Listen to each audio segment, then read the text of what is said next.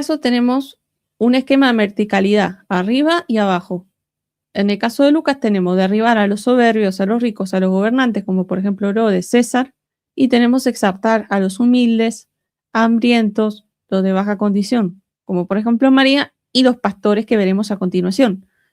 Esto es lo que yo estaba mostrando recién. Él es Joel B. Green, es profesor retirado, es senior profesor de interpretación del Nuevo Testamento en el Fuller Theological Seminary y ha escrito muchos libros. Y acá les habla acerca de la estructura de Lucas. Fíjense, destruir es derribar, considera la resurrección de los muertos, decirlo arriba, pone un ejemplo, y tiene algunas fuentes acá abajo para poder seguir consultando.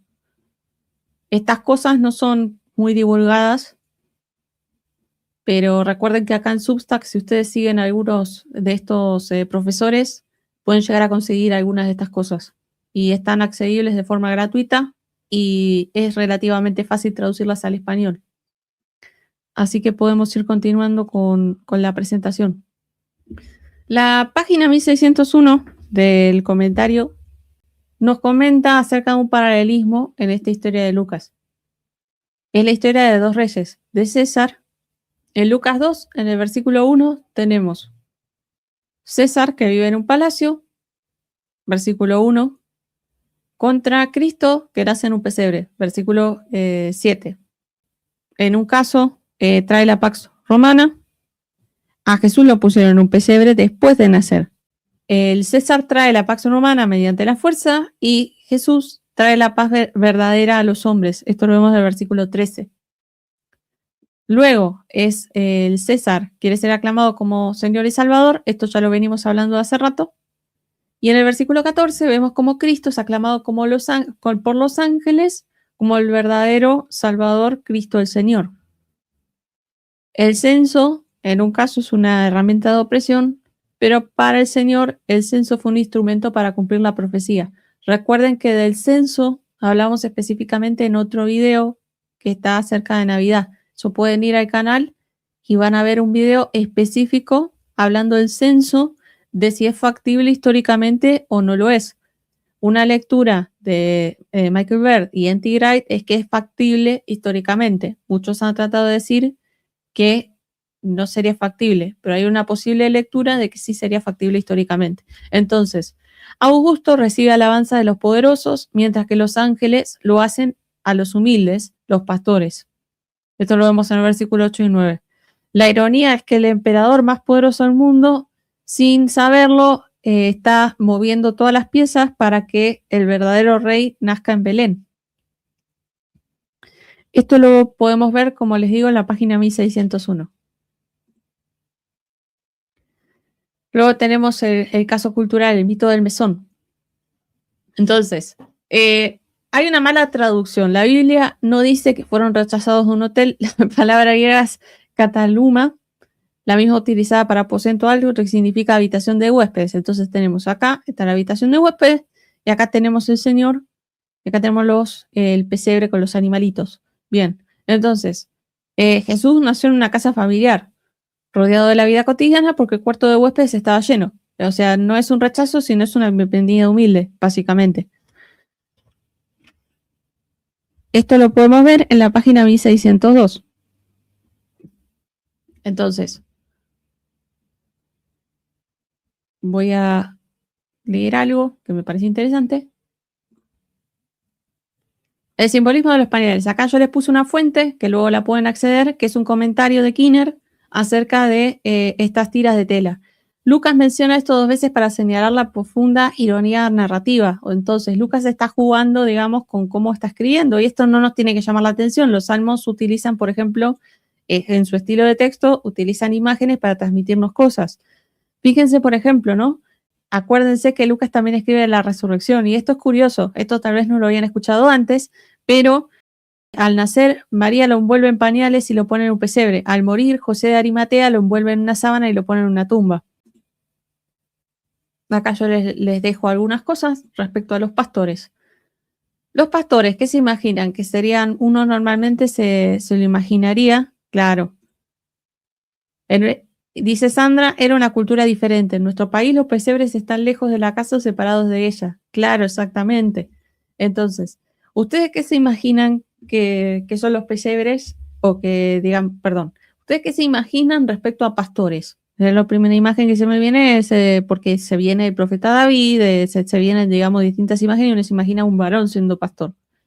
Pero la realidad es que Sandra Glan, en un artículo de ella, es que dice que es posible que esta imagen simplemente sea una idea nuestra, que podría ser mixto, o sea, podría haber tranquilamente mujeres. Es una curiosidad, pero ¿por qué es importante saberlo?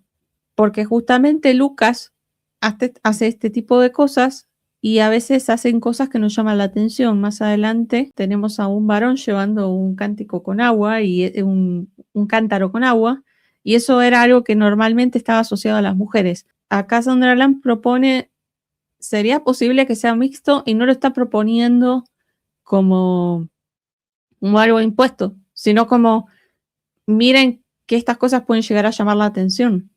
Sí, David era pastor y era muchacho, exactamente. Entonces, leamos un poco este comentario que dice Kinner, y yo acá en la presentación luego le dejé 3 comentarios para que ustedes en sus casas puedan revisar y ver. El versículo 2.8 dice, pastores, a pesar de las tradiciones bíblicas sobre Moisés y David, la mayoría de las personas de estatus en todo el imperio consideraba a los pastores como individuos de bajo nivel y a veces faltos de educación, impuros o incluso peligrosos.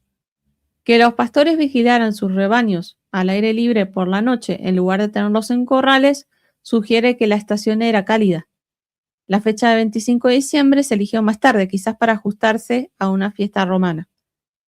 Les menciono acerca de este tipo de comentarios. Siempre nosotros tenemos algún tipo de prefacio o escritura del autor. Entonces, en este vamos a observar ciertas cosas, que eso lo vamos a ver en la página 9, 10. Y antes de empezar a utilizar este tipo de comentarios es importante saber qué pedirle y qué no. Yo hice un video, por ejemplo, explicando qué se le puede pedir a este comentario.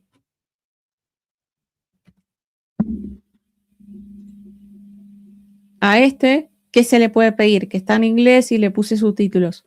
Entonces, cuando utilizamos comentarios ese de Bible Background Commentary de Craig Kinner, lo importante es que sepamos cómo utilizar este tipo de herramientas. Tenemos 2.9 Gran Temor. De vuelta tenemos el tema del miedo. Lo tenemos aquí. Y luego tenemos el tema de dejen de temer. De vuelta tenemos esta cuestión con el tema de los seres celestiales. Que siempre, y esto lo he enfatizado varias veces porque hay personas que comentan que dice que ante la presencia de Dios o incluso ante la presencia de seres celestiales, una persona, por ejemplo, no reacciona físicamente. Pero en realidad, con un poco de lógica o sentido, si nosotros creemos en lo sobrenatural, en realidad, si uno se encontrara con algo fuera de lo común, así como pasa cuando uno ve o le aparece algo extraño y se asusta, sucede lo mismo porque somos personas. Entonces, las personas se asustan cuando se les aparece un ser sobrenatural y en muchos casos se desmayan, muchas veces caen hacia adelante. Lo vemos en el profeta Isaías, que vemos que estas cosas suceden, en el profeta Daniel y en Apocalipsis también suceden. David, pastor y luego rey de Israel. Jesús es buen pastor y rey de Israel y de las naciones. Muy bien. Ese es un buen comentario para observar y para decir. Ahí vemos otro paralelismo y me parece importante que lo haya señalado Jorge, porque eso lo tenemos que tener en cuenta, porque se utiliza mucho esta figura de David. Os ha nacido, posiblemente es un eco a Isaías 9:6. Salvador o Señor. Y las inscripciones aclamaban a César como Salvador y Señor del imperio. La escritura, por supuesto, reconocía a Dios como el verdadero Salvador. Isaías 43:11 y 45:21. El 2:12 dice, os servirá de señal. A veces los profetas ofrecían señales de Dios para confirmar su mensaje. Por ejemplo, vemos Ezequiel 4:3. Entonces, tal vez Isaías 7:14 sea relevante para este contexto. Entonces tenemos la cuestión de las señales. Acá se empieza a meter esta cuestión de las señales. Y vemos esta asociación con lo sobrenatural. El 2.14 dice paz. Augusto se jactaba de haber establecido la paz al conquistar a los vecinos de Roma. Sin embargo, partía era todavía el contrincante más temido del imperio, y la jactancia del emperador era más bien propagada. Jesús, en cambio, fue el agente de Dios de un tipo diferente de paz, que esto ya lo comentamos anteriormente. El 2.15 nos dice, Belén era una ciudad muy pequeña, así que buscar un pesebre donde poner el bebé no les había dado mucho tiempo. El 2.19 dice, ponderándolas en su corazón, lo podemos comparar con Génesis 2, del 22 al 23, y de presentarlo al Señor, lo vemos en Éxodo 13, del 2 al 12. Luego tenemos el tema de las tórtolas, de los palominos. Les recomiendo en esta parte tener su Biblia acá. Yo acá no puse el versículo, pero yo la tengo acá, porque él estoy usando, así que yo la tengo acá. Y tenemos el tema del versículo 25, acerca de un hombre llamado Simeón. Este hombre era justo y devoto, aguardando la consolación de Israel, y el Espíritu Santo estaba sobre él. Y es interesante que dice que el Espíritu Santo estaba sobre un hombre justo. Dios había prometido consuelo a Israel en este tipo de tiempos. Lo vemos en el 2.25. Entonces acá se utiliza esta figura de un hombre acerca del consuelo. Entonces esto es intencional. De vuelta, se lo toma a Simeón como ese ejemplo. Y el versículo 27 nos dice, y movido por el Espíritu Santo vino el tiempo. Y cuando los padres introducían al niño Jesús para hacer que la costumbre de la ley prescribía sobre él, entonces él le tomó sobre los brazos y bendijo a Dios, diciendo, vamos a entrar de vuelta a algo que nos vuelve a anunciar en este mismo texto, el versículo 29 acerca de Simeón, ahora soberano Señor, puedes dejar que tu siervo se vaya, conforme a tu palabra y en paz, porque han visto mis ojos tu salvación, la cual has preparado a la vista de todos los pueblos, luz para revelación a los gentiles y para la gloria de tu pueblo Israel. Su padre y su madre estaban asombrándose de las cosas que se estaban diciendo de él, acerca de Jesús en la presentación del templo. Esto es chocante porque estaba diciendo, estaba declarando algo acerca del Señor. Y fíjense que la declaración es siempre en torno a Dios. Se incluye algo de la persona, sí, pero va en torno al Señor, a Dios mismo.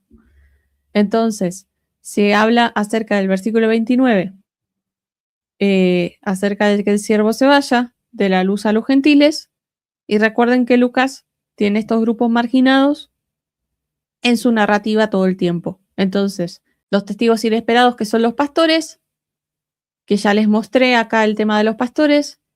En el mundo mediterráneo los pastores eran considerados impuros y mentirosos y su testimonio no era válido en un tribunal. Entonces, Dios ignora a los reyes y sacerdotes para dar la primicia a los marginados y ellos se convierten en los primeros evangelistas. Oyen, ven y dan a conocer lo dicho. Y fíjense la diferencia de esta narrativa de Lucas con otras narrativas, porque en otras narrativas tenemos que, ¿quiénes son los que vienen? Los magi, o sea, los magos. En este caso tenemos pastores. Son dos historias diferentes, pero están puestas con un propósito distinto cada una y nos intentan transmitir el hecho de que Jesús es el Salvador prometido. Entonces, tenemos la profecía de Simeón que acabamos de leer. Hacemos un pequeño resumen. Simeón, movido por el Espíritu, no da solo declaraciones positivas. Su profecía contiene una sombra realista, el conflicto. Jesús está puesto para caída y para levantamiento de muchos en Israel. El dolor, a María le dice, y una espada traspasará tu propia alma. Hay una teología detrás de esto. La llegada del Mesías trae luz a los gentiles, pero también sufrimiento y rechazo. La verdadera profecía no oculta el precio del discipulado. Y acá yo, esta foto después se los voy a pasar mejor, ¿no? Pero cualquier cosa pueden parar el video y después podemos leer de esto. Algo de estas cosas ya se las fui mencionando un poco, son curiosidades, pero me parece que está bueno porque dice algunos números, algunas cuestiones históricas, y me parece importante que después lo puedan ver ustedes mismos. ¿Qué podemos ver? Ya estuve hablando del Espíritu Santo. El Espíritu Santo como protagonista. Entonces tenemos el Espíritu vendrá sobre ti en la concepción sobre esta Virgen llamada María. Elizabeth te llena del Espíritu Santo y un reconocimiento. Zacarías se llenó del Espíritu Santo en la profecía y Simeón, el Espíritu estaba sobre él en la revelación en el templo. Entonces tenemos un lugar humilde y un templo aquí. Acá hay algo que también es intencional. En Lucas la historia no avanza por la ambición humana o poder político, sino por la irrupción dinámica del Espíritu Santo en personas dispuestas. Ustedes me comentan si luego para el libro de Hechos quieren usar el comentario de Kinner del libro de los Hechos, porque acuérdense que estos dos libros, Lucas y Hechos, van en conjunto y tienen la particularidad de que el Espíritu Santo suele ser bastante protagonista de estos relatos y algunas personas sugieren, o he escuchado que sugieren, que el Espíritu Santo no es una persona. Entonces también podemos meter algún material acerca de la Trinidad en esto, porque claramente lo vemos en los dos. ¿Y qué papel lleva el Espíritu Santo? Si ese papel tiene que ver con justamente una persona o no. ¿Cómo leer la actitud de María? Ante eventos confusos y profecía de dolor, la reacción de María es el modelo para el creyente. María guardaba todas estas cosas meditándolas en su corazón. Entonces, no necesitamos entender todo instantáneamente. La fe madura consiste en atesorar la revelación de Dios y meditar en ella mientras la historia se despliega, confiando en que Dios tiene el control. Y tenemos la promesa, el viaje de la promesa cumplida. Tenemos incredulidad y silencio de Zacarías en Jerusalén, el templo, Nazaret como el hogar donde se da esta fe y sumisión de María, Belén en el costado del pesebre, en esa casa, digamos, humildad y revelación a los marginados. Acá tenemos a Cristo. Y Jerusalén de vuelta otra vez en el templo, proclamación pública y profecía, Simeón y Ana. Y recuerden que tenemos una profeta mujer, eso es interesante. Tenemos una profeta mujer y un profeta varón. Entonces, Dios ha visitado a su pueblo. La luz ha amanecido desde lo alto, pero aterrizó en lo más bajo para levantarnos a todos. ¿Ustedes ven bien esto? Acá.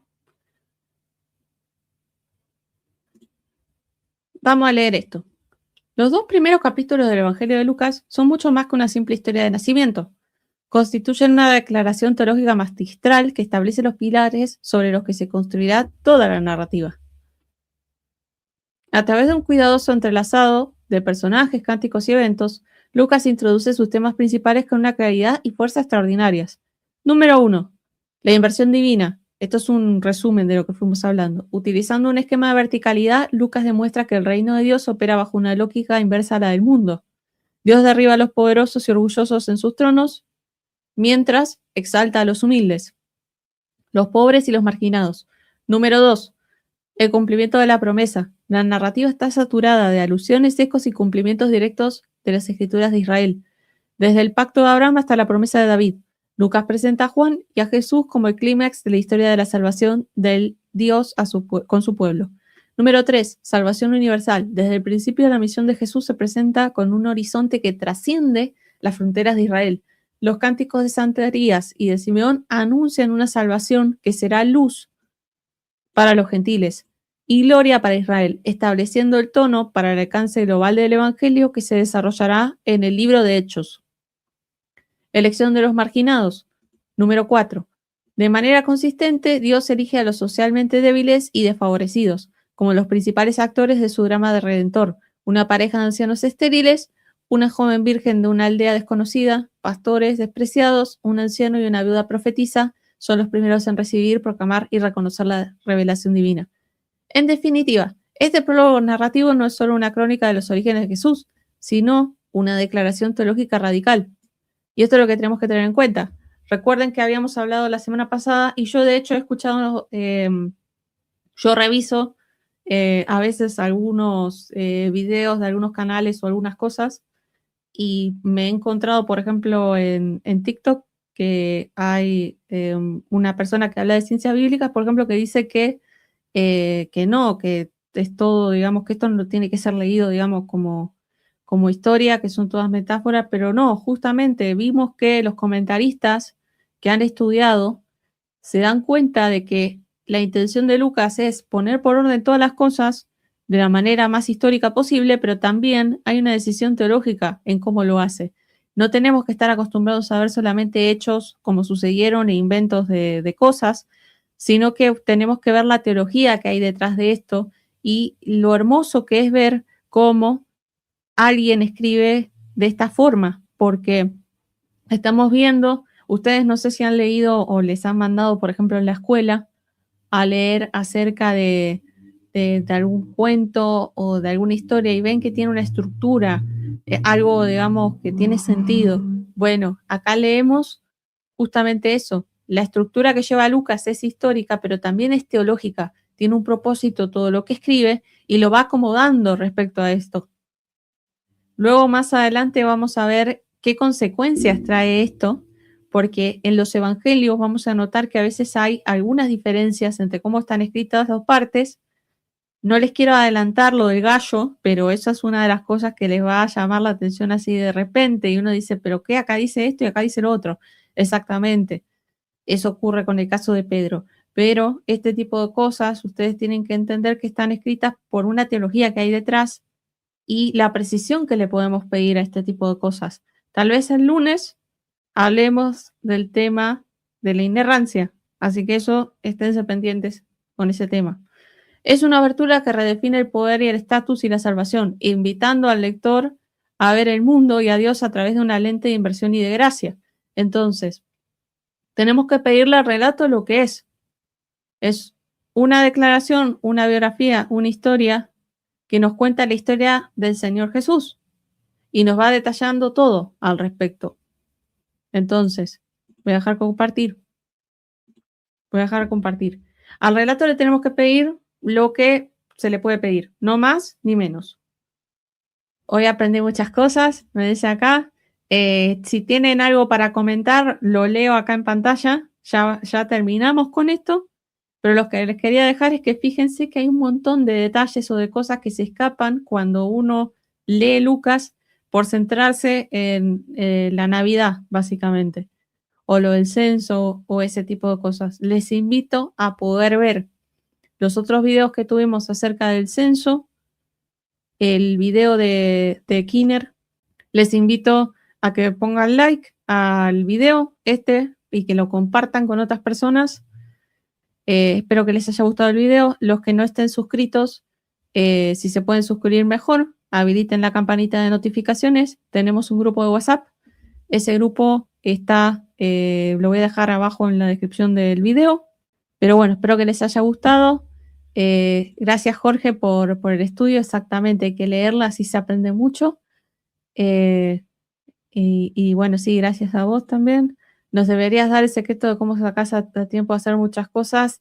El tema es que justamente se dedica tiempo a leer esto, pero también ustedes piensen que hay muchos años detrás de estar estudiando uno solo estas cosas,